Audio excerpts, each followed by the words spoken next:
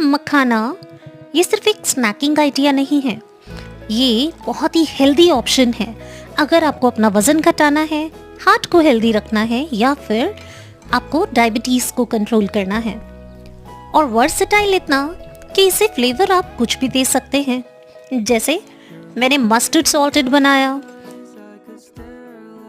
Second option बहुत ही धमाकेदार है क्योंकि बहुत ही मसालेदार है। और स्वीट मखाना बनाया। इसकी डिटेल्ड वीडियो आपको नीचे मिलेगी।